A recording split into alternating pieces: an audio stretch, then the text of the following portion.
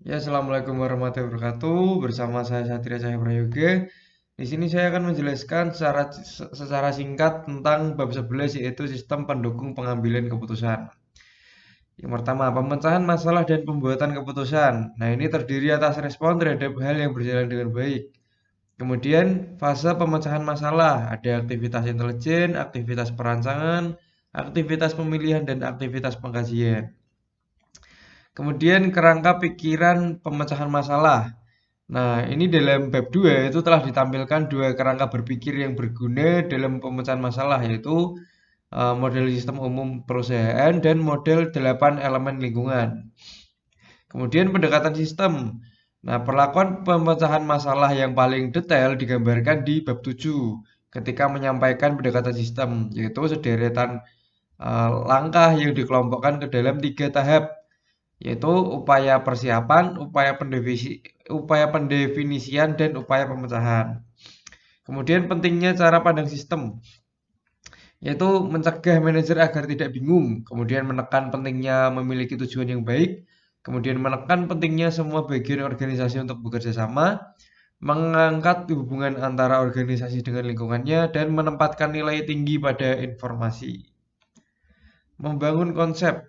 Nah, ini elemen proses pemecahan masalah. Jadi dari masalah, solusi alternatif, paksaan, kemudian yang dari dalam elemen sistem konseptual standar informasi, semuanya diinputkan ke dalam manajer atau pemecahan masalah, kemudian outputnya dalam bentuk solusi seperti itu.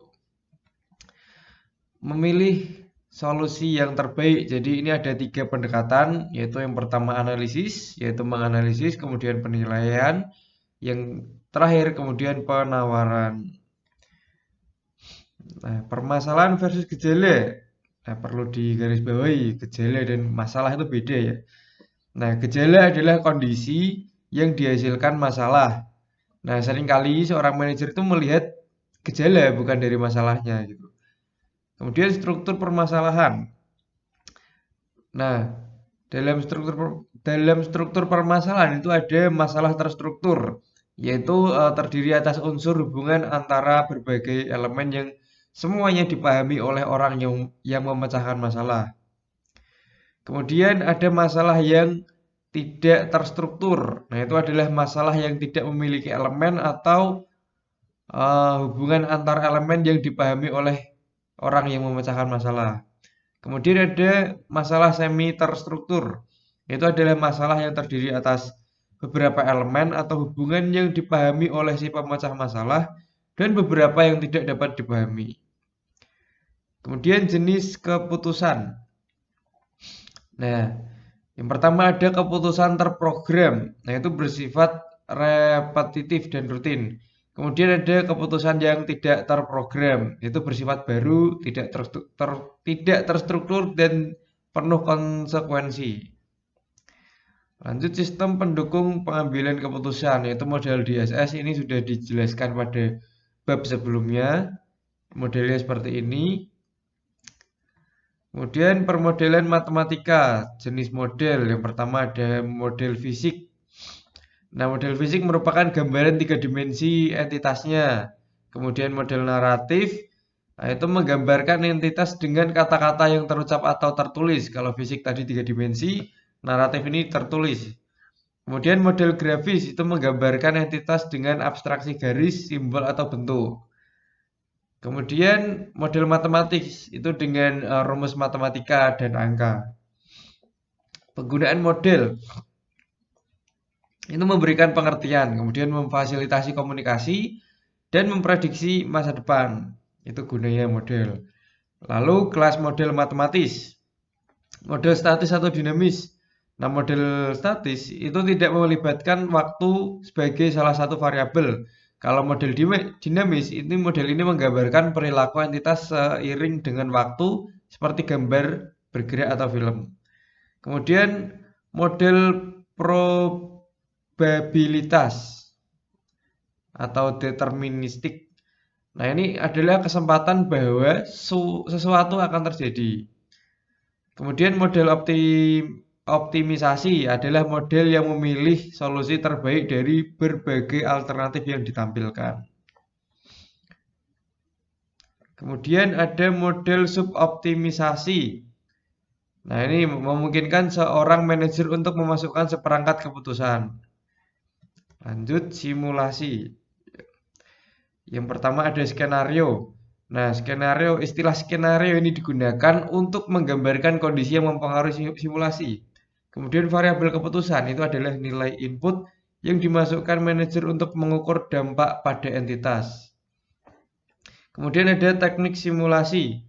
Nah, eh, teknik simulasi ini merupakan proses pengulangan untuk mencoba beragam alternatif. Nah, ini menggunakan teknik permainan bagaimana jika atau what if game. Itu teknik dari simulasi. Contoh permodelan. Nah, ini ya contohnya ada harga pokok, jumlah investasi pabrik, jumlah yang akan diinvestasikan dalam pemasaran, dan jumlah yang akan diinvestasikan dalam penelitian. Kelebihan dan kelemahan permodelan. Yang pertama, proses permodelan dapat menjadi pengalaman belajar. Kecepatan proses simulasi memungkinkan sejumlah besar alternatif dapat dipertimbangkan. Model memberikan prediksi pandangan ke masa depan, dan model tidak semahal upaya uji coba. Kelemahannya, kesulitan untuk membuat model sistem bisnis. Ini sangat sulit ya membuat modelnya. Kemudian kemampuan matematis tingkat tinggi. Kemudian kecerdasan buatan atau AI. Nah, yang pertama sejarah AI. Nah, bibit AI itu pertama kali disebar hanya 2 tahun setelah General Electric menerapkan komputer yang pertama kali digunakan untuk penggunaan bisnis. Nah, tahun itu adalah tahun 1956. Dan istilah kecerdasan buatan pertama kali dibuat oleh John McCarthy sebagai tema suatu konferensi yang dilaksanakan di Dartmouth College pada tahun yang sama. Nah, pada tahun yang sama, program komputer AI pertama yang disebut logistik teoris diumumkan. Seperti itu.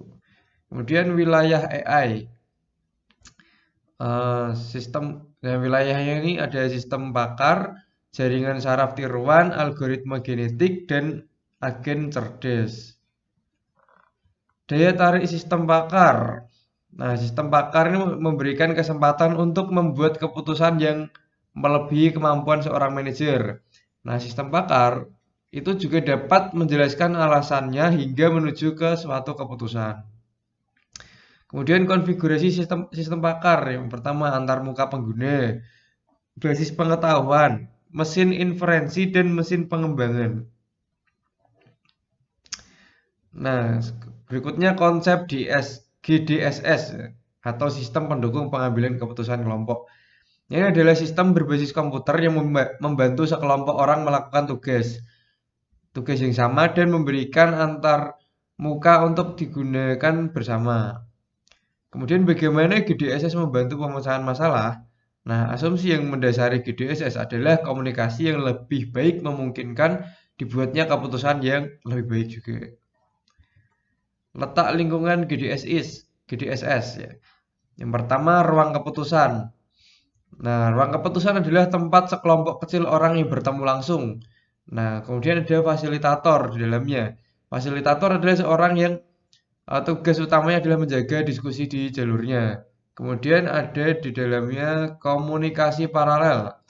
Nah, ini terjadi ketika semua peserta memasukkan komentar pada saat yang bersamaan. Kemudian letak yang kedua, jaringan keputusan wilayah lokal. Nah, jika tidak memungkinkan untuk sekelompok kecil bertemu langsung, maka para anggota dapat berinteraksi melalui LAN.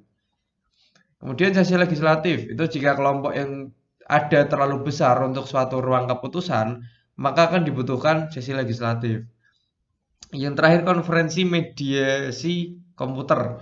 Nah, ini beberapa aplikasi virtual memungkinkan komunikasi antara kelompok-kelompok besar yang memiliki anggota yang tersebar di berbagai wilayah geografis.